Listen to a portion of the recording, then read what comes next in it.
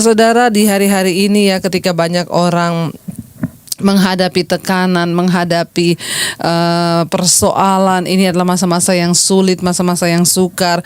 Saya begitu banyak menerima SMS orang yang menghadapi banyak persoalan. Tetapi sebenarnya saudara, kalau kita mau kembali, rahasianya adalah kepada diri kita sendiri. Ketika kita mau menang terhadap diri kita sendiri, maka kita juga akan menang terhadap setiap persoalan di hidup ini, saudara ya. Ada begitu banyak terjadi pertikaian, begitu banyak terjadi keributan dalam rumah tangga. Semuanya itu sebenarnya rahasianya kembali kepada diri kita sendiri. Karena itu hari ini saya beri tema firman Tuhan, menang terhadap diri sendiri ya. Karena ada banyak orang menang di luar sana menghadapi kompetisi yang hebat dan dalam skala yang besar, tapi hanya sedikit yang menang di dalam mengalahkan dirinya sendiri, saudara. Ya, kita lihat salah satu contoh adalah ketika kita melihat orang berkompetisi untuk memenangkan pilkada atau pemilihan gubernur atau pemilihan bupati atau pemilihan kepala daerah atau pemilihan ya anggota dewan wakil rakyat. Ya, begitu banyak seleksi yang dilewati, ya akhirnya mereka bisa menang, saudara. Tetapi ketika mereka menang di skala yang besar, tidak sedikit para pejabat yang akhirnya dipenjara. Kenapa, saudara? Ketika mereka menang, mereka duduk di kursi kekuasaan, akhirnya mereka jatuh di dalam korupsi dan harus mendekam dalam penjara. Ketika mereka berhadapan dengan diri sendiri, ternyata banyak yang kalah. Karena itu, saudara, ada sebuah statement yang berkata, pemenang sejati bukanlah dia yang berhasil mengalahkan semua orang, tetapi pemenang sejati adalah mereka yang berhasil mengalahkan diri mereka sendiri. Ya, kemarin ada seorang yang menelpon saya, saudara, dia seorang tahanan yang sedang berada dalam penjara. Lalu dia menceritakan kasusnya kepada saya. Ibu, saya adalah seorang tahanan sekarang di penjara karena saya membunuh orang. Ya, saya tanya, kenapa kamu bisa membunuh orang? Awalnya itu karena saya berkelahi. Jadi terjadi salah paham, lalu saya berkelahi, Bu. Ketika berkelahi tidak sengaja, akhirnya lawannya itu meninggal dunia dan dia harus dipenjara, mendekam di dalam penjara. Saudara, tadinya dia berpikir bahwa dia menang dengan perkelahian itu, saudara. Lalu dia dia berhasil memukul bahkan lawannya yang dipukul dan mereka berkelahi itu akhirnya meninggal ya. Lalu terjadi kasus pembunuhan dan dia harus mendekam dalam penjara.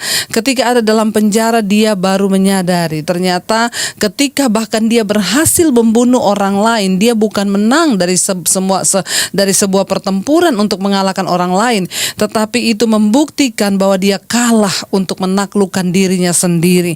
Karena itu firman Tuhan berkata, orang yang bisa menguasai dirinya sendiri itu melebihi seorang pahlawan yang bisa merebut kota. Saudara, hari-hari ini yang kita butuhkan adalah menguasai diri sendiri.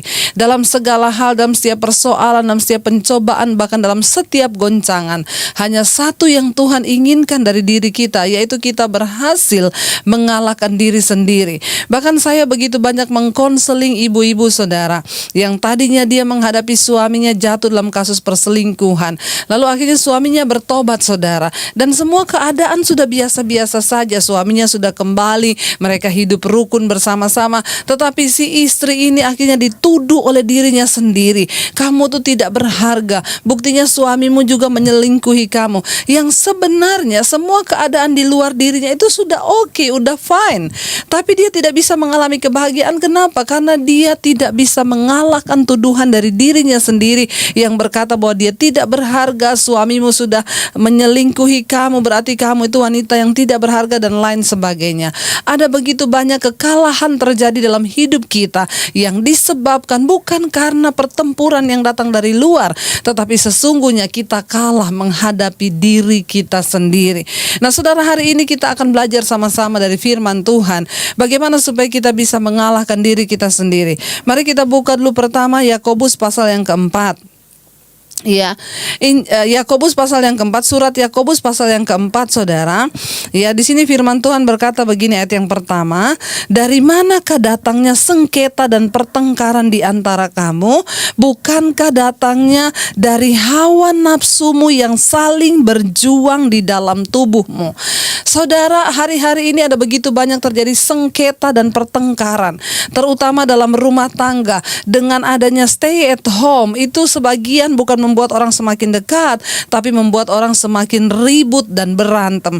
Kenapa saudara? Sebenarnya itu bukan karena kita mau saling mengalahkan dan mencari siapa yang benar dan siapa yang salah. Dengan jelas firman ini berkata, dari manakah datangnya sengketa dan pertengkaran di antara kamu? Bukankah datangnya dari hawa nafsumu yang saling berjuang di dalam tubuhmu? Saudara, yang pertama, bagaimana kita bisa memenangkan diri kita sendiri? Sadarilah bahwa dalam diri kita ini ada yang namanya hawa nafsu, ya.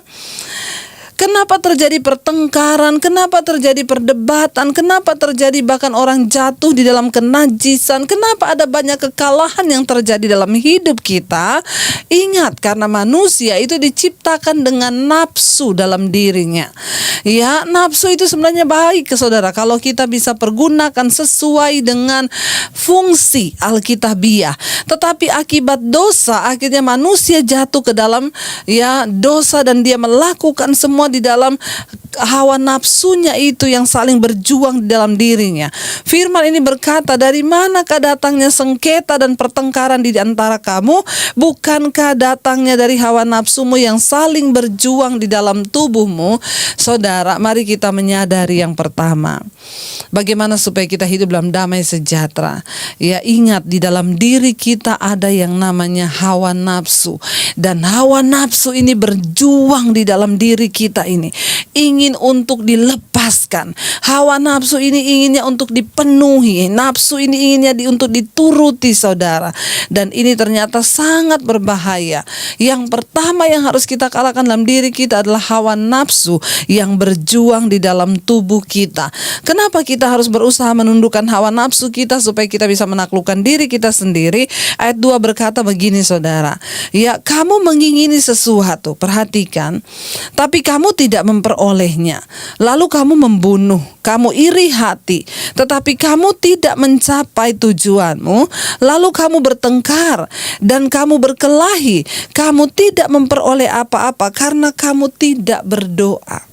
Saudara, ya, diri kita sendiri ini ada hawa nafsu yang pertama, saudara.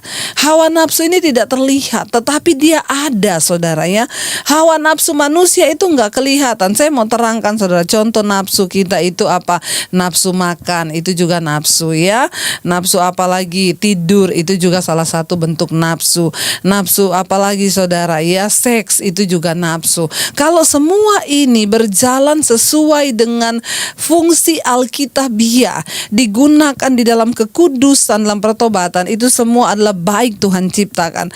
Tetapi ketika itu berubah menjadi sebuah keinginan yang begitu mendominasi dan menguasai manusia karena manusia sudah jatuh ke dalam dosa, nah ini yang akan membuat manusia itu hidup di dalam berbagai kekacauan. Di sini dikatakan, kamu mengingini sesuatu. Hari ini apa yang sedang saudara inginkan? Ya, coba kita merenungkan, saudara. Mungkin ada di antara saudara yang sedang menyaksikan khotbah saya ini, engkau menginginkan kekayaan. Ada di antara saudara yang menyaksikan ini, engkau menginginkan sejumlah uang. Ada di antara saudara yang hari ini mungkin berkata, saya nggak butuh uang, tapi saya butuh perhatian suami saya. Mungkin ada di antara saudara yang sedang duduk dan berkata, saya tidak butuh uang, tapi saya butuh dihargai oleh rekan sekerja saya. Ya, saya tidak butuh ini, tapi saya butuh perhatian. Saya nggak butuhkan uang, tapi saya butuh kasih sayang. Semua kita yang duduk hari ini menyaksikan khotbah ini, kita semua punya keinginan yang berbeda-beda. Ya, kita semua pasti punya keinginan yang berbeda. Saya punya keinginan yang berbeda. Saudara punya keinginan yang berbeda. Kalau hawa nafsu ini tidak terkendali lagi, saudara, di sini dikatakan, lalu kamu mengingini sesuatu. Perhatikan baik-baik, tadinya dia hanya hawa nafsu yang ada dalam diri, lalu berubah wujud menjadi sebuah keinginan, ya. Dari nafsu di hati lalu timbul menjadi sebuah keinginan yang harus dipenuhi, saudara. Ini adalah cara bagaimana kita bisa menaklukkan diri kita sendiri. Kita belajar dari firman Tuhan, saudara ya. Kamu mengingini sesuatu. Ada berapa banyak ibu-ibu di luar sana yang ketika suamimu berselingkuh, engkau ingin supaya suamimu itu memohon maaf. Engkau menginginkan, hari-hari ini saya banyak dapati kasus ibu-ibu yang berkata, saya sih sudah mengampuni Bu, tapi suami saya itu nggak pernah minta maaf sungguh-sungguh kepada saya. Ya, ada begitu banyak keinginan dalam diri kita, hawa nafsu yang saling berjuang, yang manusia ingin untuk didapatkan. Ada sebuah rasa haus akan kasih sayang, perhatian, akan sebuah tuntutan untuk orang minta maaf dan lain sebagainya. Dan kita tidak akan pernah puas ketika kita terus, saudara, menghidupi semua keinginan yang bukan dari Tuhan ini, tetapi yang dari hawa nafsu diri. Engkau menginginkan sesuatu, tetapi kamu tidak memperolehnya. Perhatikan baik-baik. Ya saudara, hari-hari ini apa yang membuat kita terpuruk? Jangan sampai karena keinginan dari dalam hawa nafsu kita, butuh akan sebuah perhatian, kita butuh akan sebuah kasih sayang, bahkan kita butuh akan sebuah pengakuan, bahkan yang lebih bahaya lagi yang kita tidak pernah dapatkan, yaitu kebutuhan akan sesuatu yang dalam diri kita nih, yang kita sendiri bahkan gak ngerti apa yang belum terpenuhi dari dalam diri kita. Itu berbahaya, saudara ya. Lalu engkau menginginkan sesuatu tetapi kamu tidak memperolehnya. Ya, bayangkan menginginkan sesuatu dari hawa nafsu yang berjuang ini, lalu muncul keinginan. Waktu keinginan itu muncul, yang parahnya apa? Tidak memperolehnya. Engkau menginginkan sesuatu lalu engkau nggak memperolehnya, saudara. Ya, apa saudara? Apa yang sedang engkau inginkan hari-hari ini? Ya, ketika engkau berkata, saya sih sudah memaafkan Bu. Ya, tapi nggak tahu ya, ada sesuatu yang nggak bisa membuat saya tuh lupa. Yaitu namanya belum memaafkan, saudara. Ya, hati-hati dengan diri kita sendiri. Musuh terbesar seseorang itu adalah dirinya sendiri. Waktu kita tidak bisa menaklukkan diri kita, maka kita akan terpuruk, saudara, karena diri kita ini. Ya, kamu tidak memperolehnya, lalu kamu membunuh, kata firman Tuhan. Karena kita tidak memperoleh sesuatu yang kita inginkan itu, entah itu pengakuan, entah itu, padahal ada banyak hal dalam hidup ini yang tidak membutuhkan jawaban yang kita inginkan. Saudara, jangan terus mencari jawaban atas setiap persoalan yang kita hadapi. Kenapa kita selalu bermasalah dengan diri kita? Karena kita menginginkan sebuah jawaban yang kita pikir itu bisa membuat kita puas. Contoh, ketika ada seorang istri yang suaminya berselingkuh, lalu dia bertanya, kenapa kamu melakukan itu? Lalu misal dia bertanya lagi kepada Tuhan, Tuhan, kenapa Tuhan? Kenapa aku harus mengalami ini? Tuhan, kenapa aku harus mengalami itu? Tuhan, kenapa? Ada sebuah rasa keinginan dari dalam diri untuk mengetahui sebuah jawaban. Padahal saudara, tidak semua di hidup ini membutuhkan jawaban. Seringkali hidup ini harus berjalan hanya dengan iman. Karena tidak semua dalam hidup ini ada jawabannya. Kalau kita sibuk mencari jawaban atas setiap persoalan kita, maka kita akan stres. Bagian kita harus hanyalah percaya bahwa Tuhan turut bekerja mendatangkan kebaikan atas kehidupan kita. Apapun persoalan kita, jangan mencoba mencari jawaban, karena tidak semua masalah kita ada jawabannya. Ya, saya kasih contoh. Ada seorang ibu yang konseling kepada saya, Bu, anak saya meninggal, Bu, anak saya masih muda, Bu. Kenapa Tuhan panggil anak saya? Saya pun gak bisa menjawab. Ada sesuatu dalam hidup ini yang hanya Tuhan yang tahu. Dan sampai kapanpun kita mungkin tidak mendapatkan jawabannya. Lalu ketika kita berusaha menginginkan jawaban yang bisa membuat kita puas, saudara, kepuasan setiap orang itu relatif. Dan tidak ada satupun yang bisa membuat kita puas selain kita bersepakat dengan Tuhan. Hidup ini adalah soal kita bersepakat dengan firman Tuhan. Hidup ini adalah soal kita bersepakat dengan Tuhan. Ketika kita mau berkata, Tuhan, aku percaya semua yang terjadi atas hidupku, aku sering kali mungkin aku tidak perlu bertanya kenapa. Bagianku hanyalah menerima dan menjalani ini sebagai proses Tuhan. sudah cukup saudara. Karena kalau tidak, waktu engkau terus mengikuti keinginan hawa nafsu dari dirimu, ada sebuah keinginan yang muncul dari dalam, ya, lalu itu tidak terpenuhi, maka engkau akan stres saudara dengan hidupmu. Sehingga itu yang menjadikan banyak orang bisa terlihat menang di luar, tetapi mereka tidak pernah bisa menang di dalam diri mereka sendiri saudara, ya. Lalu akhirnya dikatakan apa? Karena tidak memperoleh, lalu akhirnya dia membunuh. Berapa banyak orang yang akhirnya dia membunuh perasaan suaminya. Engkau membunuh perasaan anak-anakmu, bahkan engkau membunuh perasaan istrimu, hanya karena keinginan dari dalam diri yang terus menuntut akan sebuah kepuasan saudara. Ya, engkau membunuh, lalu engkau iri hati, tapi kamu tidak mencapai tujuanmu. Lalu kamu mulai bertengkar dan kamu berkelahi, ya, tapi kamu tidak memperoleh apa-apa karena kamu tidak berdoa. Ya, orang yang hanya hidup dengan keinginan diri sendiri seringkali melupakan Tuhan. Lalu hawa nafsu itu berjuang dalam diri kita dan kita melupakan Tuhan. Lalu terjadi banyak kekacauan dalam hidup ini. Saudara, belajarlah untuk menjadi orang yang bersepakat dengan Tuhan. Karena itu tadi yang saya bilang, tidak semua dalam hidup ini ada jawabannya. Tidak semua saudara. Pada akhirnya kita harus berkata, Tuhan, aku mau berdamai dengan Tuhan. Aku mau berdamai dengan diriku, supaya aku bisa mengalami damai sejahtera dalam hidupku.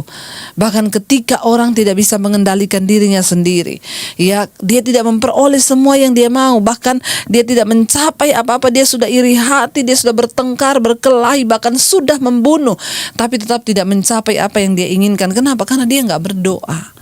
Ya, atau firman Tuhan berkata di sini, berbahayanya orang yang hanya mengejar hawa nafsu dirinya. Di sini dikatakan saudara, ayat yang ketiga, atau kamu berdoa juga, tapi kamu tidak menerima apa-apa karena kamu salah berdoa, sebab yang kamu minta itu hendak kamu habiskan untuk memuaskan hawa nafsumu.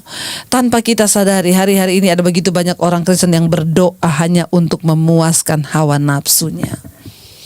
Sangat berbahaya kalau kita tidak menang atas diri kita sendiri. Maka kita akan menjadi orang yang terus menuntut untuk hawa nafsu ini dipuaskan, bahkan tidak peduli. Terkadang kepada Tuhan pun kita menuntut hawa nafsu kita harus terpenuhi. Kamu atau mungkin kamu berdoa, tapi kamu tidak pernah menerima apa-apa. Kenapa? Karena kamu salah berdoa.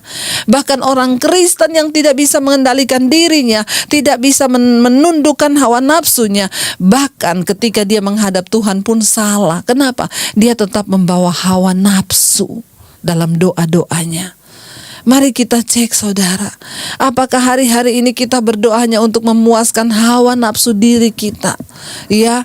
Atau kita ini saudara menjadi orang-orang yang terus menuntut Tuhan, menuntut, dan kita tidak pernah melihat ada jawaban-jawaban yang kita dapat. Kenapa? Karena semua yang kita minta itu hanya untuk kita pakai dan kita habiskan untuk memuaskan hawa nafsu kita. Makanya kenapa saya selalu bilang, saya nggak pernah berdoa minta uang kepada Tuhan. Saya tidak pernah berdoa minta berkat-berkat jasmani kepada Tuhan. Kenapa? Saya takut jika doa itu menjadi sebuah hawa nafsu saya di hadapan Tuhan. Saya selalu hanya berkata, Tuhan, jadilah kehendak-Mu atas hidupku. Ya, jadilah kehendak-Mu atas hidupku. Kitab Mazmur menulis di sana, ya, doa seorang pemazmur berkata, jangan beri padaku kekayaan, supaya kalau aku kaya aku tidak melupakan Engkau. Tapi jangan juga beri padaku kemiskinan, agar aku tidak menolak atau menyangkal nama-Mu Tuhan. Berilah padaku sebuah takaran yang pantas untuk aku dapatkan, ya, supaya aku ingin hidup berkenan di hadapan-Mu Tuhan. Mari kita mulai belajar saudara, mengendalikan diri, mengendalikan hawa nafsu kita. Karena orang yang hidup mengikuti hawa nafsu, yang ada pertengkaran, pertikaian, lalu ada begitu banyak kekacauan yang terjadi dalam diri kita. Mari kita belajar menundukkan diri kita sendiri. Mari kita mulai belajar bagaimana caranya. Bersepakatlah dengan Tuhan, bersepakatlah dengan firman-Nya, ya. Kenapa? Karena orang yang hanya mencintai dirinya sendiri, di sini dikatakan, atau kamu berdoa juga, tapi kamu tetap tidak menerima apa-apa. Kenapa? Karena kamu sudah berdoa, kamu salah berdoa, sebab yang kamu minta itu hendak kamu habiskan untuk memuaskan hawa nafsumu. Mari kita belajar dari Tuhan hari-hari ini, supaya saudara, ya, kita ini menjadi orang yang bukan menjadi orang yang egois, tapi kita menjadi orang yang mau senantiasa tunduk kepada Tuhan, dan kita mau berkata senantiasa, Tuhan, aku mau Tuhan, supaya Engkau menuntunku Tuhan, hanya melakukan apa yang berkenan di matamu. Saudara, hari ini saya mau bilang, mungkin ada di antara saudara yang hari-hari ini masih bergumul dengan persoalan dengan diri sendiri. Ada begitu banyak orang yang terkungkum dan dipenjarakan oleh dirinya sendiri. Persoalan yang di luar sudah selesai, tapi engkau tidak pernah beres dengan dirimu. Saudara, bertobatlah. Kita tidak akan pernah bisa menang ketika kita tidak berhasil mengalahkan diri kita sendiri. Bahkan ada begitu banyak orang yang kelihatan menang di luar, berkompetisi, berhasil mengalahkan calon-calon gubernur, bupati lainnya. Tapi pada akhirnya setelah dia menang memperoleh kedudukan itu, dia berakhir di penjara. Kenapa? Karena tidak bisa mengalahkan keinginan dirinya sendiri, menaklukkan semua itu.